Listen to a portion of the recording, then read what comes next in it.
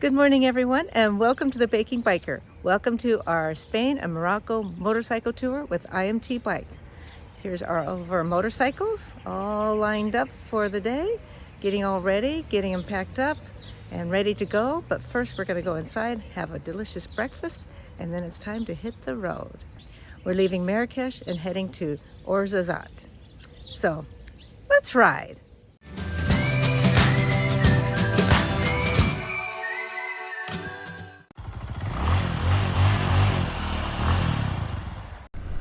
Oh, there's some camels, more camels, little young camels. Yeah, some baby camels. Yep. So good morning, everyone, and welcome back to the channel. Welcome to the Baking Biker. Yes, we're on our Spain and Morocco motorcycle tour with IMTBike. Right now, we are leaving Marrakesh. More camels. I think this is where they probably do some camel rides. There we go. Hello. Don't slow down too much, I was behind you. Well, I had to because whoever's in front of me. Yeah, I know. Hi there, Mr. Camel. Or Mrs. Camel, I don't know. Anyway, so welcome back to the channel. Yes, we're on our motorcycle tour with IMTBike. And we are leaving Marrakesh, which is one of the royal cities. I think it is one of 4 royal cities here in Morocco. And we're heading to Ouarzazate. And that is our final destination. As you can see, we have clear blue skies. Right now the temperature's in the mid to upper 60s already. It's early in the morning. And should only, and I say only, funny, but only in the mid 80s when we get to Ouarzazate.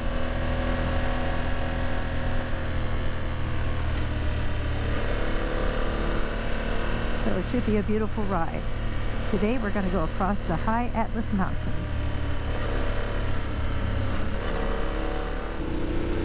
We had a really nice visit in Marrakesh.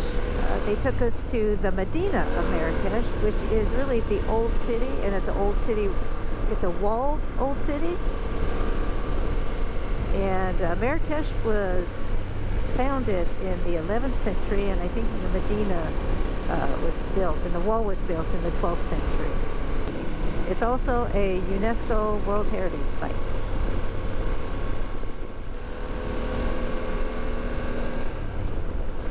I've been using this quick shifter, so since it's like slow down so much for the roundabouts, I've just been letting the quick shifter do the downshifts, and then like so many of them, they whack the throttle when they get out and they go straight, so then I just whacking the throttle and using the quick shifter to go up, and it's a lot faster. So when I'm shifting up, I can have the throttle on. You have to have the throttle on. Okay. When you're shifting up. And it gets clunky if you're at low RPM. Well, if you're at low RPM and you're just going from first to second, or second to third, but if you have it above 5,000 RPM, it's much smoother. And in fact, if you're over 5,000, it's great. So you can practice that on these roundabouts. You know, you come in, apply your brakes like you normally would, and then just toe down. As long as the throttle is closed, you can downshift.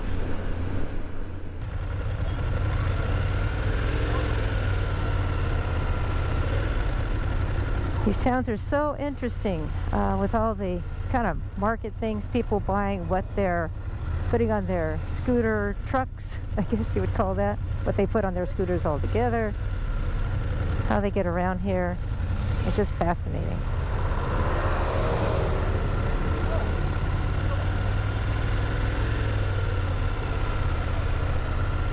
Now we just stay on this road through town.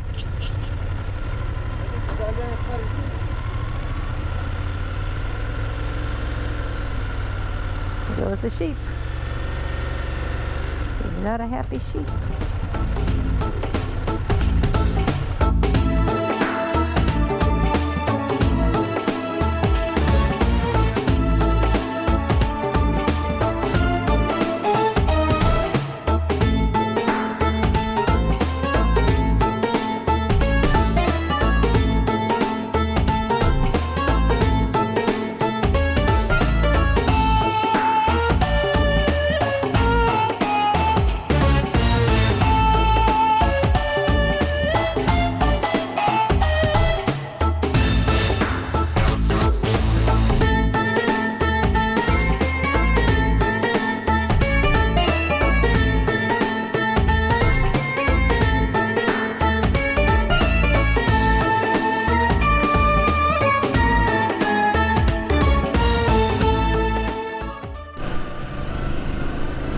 Another nice coffee stop, a little family place here on the highway, and more of that delicious Berber tea.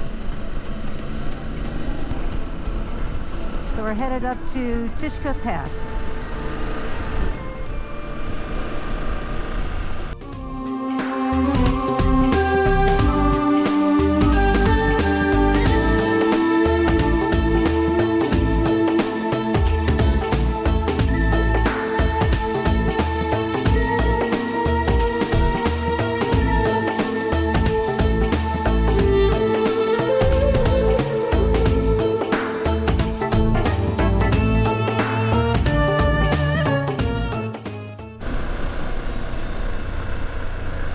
Look at all the sheep here, and the dog on the road.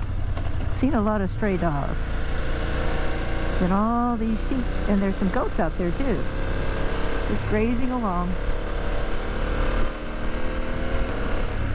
I think that truck and I are going to hit the hairpin at the same time. I'll give him a little wide berth here.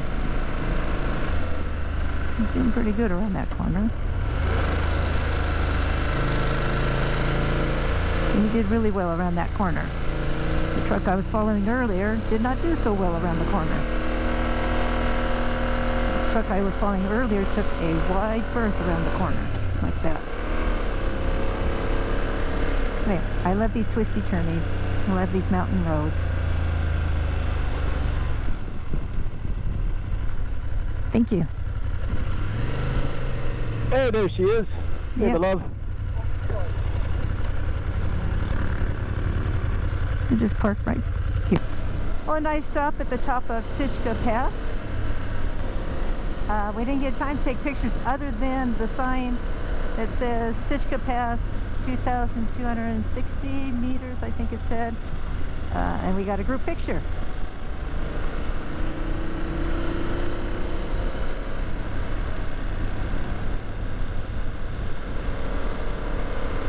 So now it's time to head on down the hill.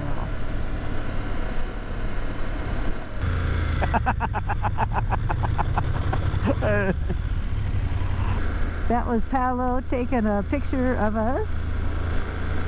Every once in a while he'll get ahead of us, make a stop, and take some pictures of us actually riding. It looks like a hairpin turn is coming up. Yes, Yep, it some is. nice twisties. Yes.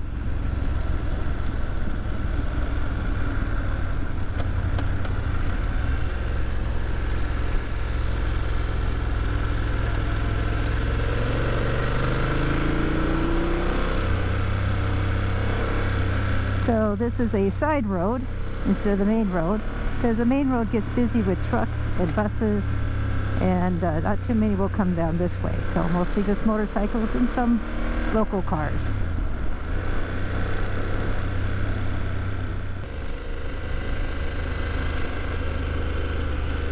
I think our guide said this is a Berber area, and all these buildings are made out of adobe brick. So the dirt and some straw. And look at all those adobe Those are homes. quite large structures. They are.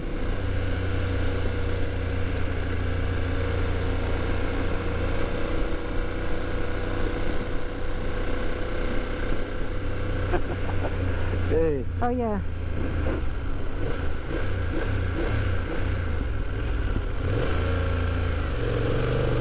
All right, I gave him the Comes the beat. car, sweetie. Yep. And he's going fast. He's going fast, and at least the road seemed a little wider at that moment. But yes. So we have to be very careful, because the oncoming traffic will be in the middle of the road and coming fast, and they're blind corners. So I have to be prepared to stop, so I have to go slow around these corners. We're here coming into Ouarzazate.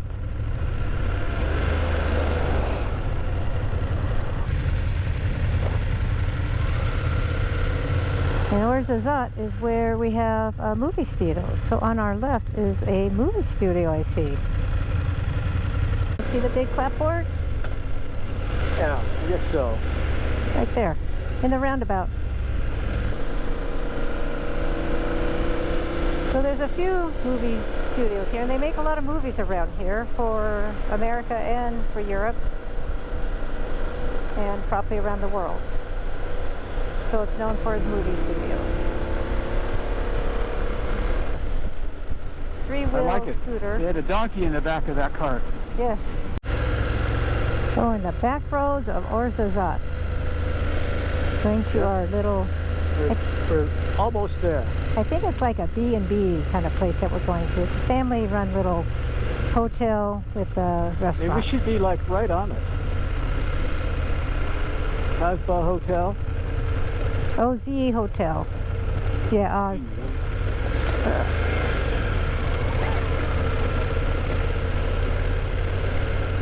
Here we go. Well, it's not that small. Well, this might be the Oz Palace. Yep, the Oz Palace.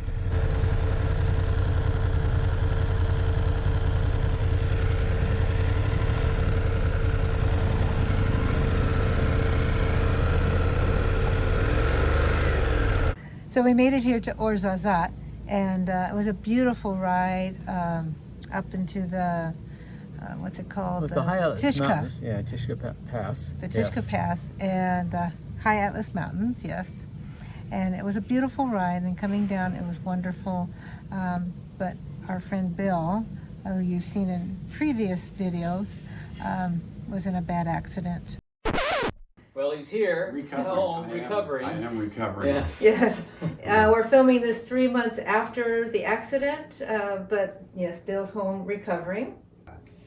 My recollection is I was cruising along and didn't notice anything wrong until all of a sudden the car was in front of me, and so I therefore had to T-bone a car and get in a pretty serious accident. In motorcycling, when we take these trips, there's 11 of us. There's 11 motorcyclists. Yeah, 11 motorcycles. And we kind of get separated as we travel because of either slow traffic that you're trying to get around, or you might go through a town and somebody kind of cuts in front of you and separates you from everybody else. Or like me, I'm a little slower around the corner, so I'm a little bit farther behind everybody. But the rule is when we get to an intersection where you're going to make a turn, then the group will wait for you there so that we all get gathered back up together. So it's not uncommon for us to get separated by a mile or two apart from each other. Yeah. So when Rick and I finally came upon the accident, Rick? Well, what I remember is coming, down the road and starting to go around this bend, and here's this lady out in the middle of the road waving traffic down. And so, of course, I slowed down, and I could see there was a vehicle that was partway across the road. And then I spotted a white motorcycle laying on the side in this gravel area off to the side. And I slowed down and pulled over there because there wasn't going to be easy to get around, or didn't know what was going on. So I pulled over and saw it was a motorcycle. Then I saw that it was one of our bikes because there's these stickers that they have on the saddlebags. And then I got off and walked over because they said, yeah, he's down in the ravine, and then I looked down and saw that it was you, and it was Bill. Yeah. And yeah, my heart sank. It's like, oh man. I was totally knocked out, just laying there because I knew I couldn't get up. I just knew. Yeah, well, that was nice. The family that was riding in this car, this truck, sport ute, they were French, but the father, the husband, he could speak English, so he had let me know that you were doing okay, that you were conscious. Yeah. And then I got down there and just confirmed that, yeah, you were still conscious. And then shortly after that, Paulo and the van showed up, and he came down and he, made the calls to Roger and, got an umbrella out so we could keep you out of the sun. Because it's quite hot and sunny in Yes, that part of Morocco. It was, yes. Yes, and also he let us know that you can move your arms and your legs, and Yes. you were conscious. And Paulo stayed with you the whole time until the ambulance took you. And then our leader, Roger, he had got the group to the town where we were having lunch. So he got them settled, and then he made sure that they had the route to get to the hotel in Ouarzazate. And so they were good, they were fine. They said they'll take care of that, just come back to help you. So Roger came back. Roger followed that ambulance with you around to, I don't know the name of the town they first took you to that didn't have a hospital for you. So then they took you to the Ouarzazate hospital, which said you need more trauma care, and then they sent you off to the Marrakesh International Hospital. Right. Roger was in contact with each hospital, and he was in contact with Scott, the owner of IMTBike, to help make sure your family knew what happened and to get that squared away. And then Paolo had to go make a police report, so he spent the rest of his day at the police station. Back at the village that the ambulance came from, or the first ambulance came from. Right, and I don't know the name of that village, I'm Kind sorry. of interrupts the trip a little bit, but Hey, that they're here to take care of you, and I thought they did a really nice job keeping track of you. Scott and Roger were both in contact with the hospital in Marrakesh and the doctors. I don't know how many times a day. Every time we stopped, Roger was on the phone with Scott or the doctors at Marrakesh International Hospital to see what was going on with you. Yeah, he'd keep us informed as to what's going on with you, because we were still, the tour was still moving south, but they were still very concerned about you and how you were doing. So he was always either at our break, our lunch, whatever break or gas stop, he was on the phone to see how you were doing. So I was very impressed with IMTBike to keep track of you and make sure you needed and got what you needed to yeah, get the only thing I well. remember is waking up in the hospital, the next day, I've got a injured back, that's why the back brace, and then I have a broken right collarbone that's since been fixed, and I'm recovering from that. And a couple other dings and things, that happened. I think you also had a collapsed lung. Oh, that's right. Yeah, I had a collapsed lung, and so I had a tube in my lung as soon as I got into the emergency room in the hospital in Marrakesh, and so they put a tube in my lung so that it would expand back out, and that tube was in for about 2 days, and then they pulled it out. Yeah, I spent about 7 days in the hospital. And so I checked I checked out of the CIM hospital and went to a La Branda Rose Hotel, which was recommended to me by one of the, the attendants in the hospital that, knew how to speak enough English to understand to it. help you. He got me, enough information into a taxi to get me to this nice La Branda hotel.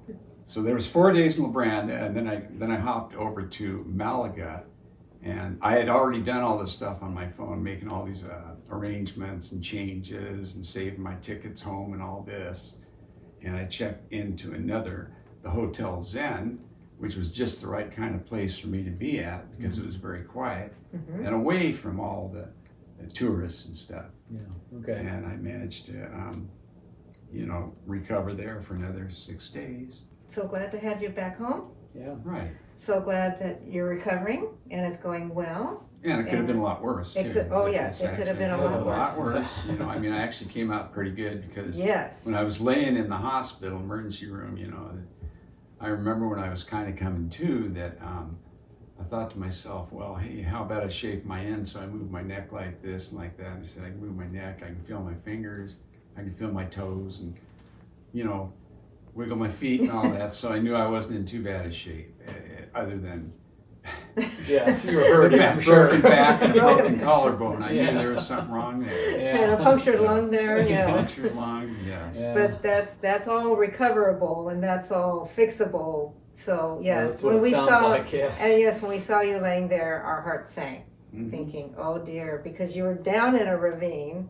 and where you were compared to where the motorcycle stopped at. That's And strange. so how you got there is it was scary. It Must was have done very, some flying. very scary. That's what I had to Yes, do. you I had to do been some flying. flying. That's probably why I got so busted up. And Well, if you saw the boulders that were all around you that you were actually not laying on. I didn't hit one. Thank No, goodness. you didn't. And this rock wall that you were probably just a couple feet away from that you didn't hit also. I know. My helmet saved my life, my head anyway, of course, and even though you have a good helmet for the outside of your head, you can always get a concussion. But I feel like I didn't get a concussion, or I wouldn't have had as much consciousness as I did. So I feel good about that. Feels like, every day my back's getting a little bit better, and yeah, pain's just slowly dissipating. So, Very good. Yeah, I think it's working. Yeah. Anyway, I'm glad you're home. Yes. And you're recovering. Yes. Glad to You be and I here. And I want you to hurry up and get healed, so at least next season we can go do some trips. Do you still plan on keep on riding a motorcycle? Well, I'm a motorcyclist, so I probably will. I still want to, but I'm far from being able to even get on a motorcycle and ride Right. anyway. Yeah. It's gonna, At least you have the attitude, the desire to do that. Yes. This has not stopped your desire to ride another day. No, not exactly. Good, good. So good to hear that. Well, thank you so much for sharing this with everybody here. No, and, thanks for asking me. and for letting everyone know you're okay. Right, and So- remember, look hard for motorcycles. Yeah. Yeah.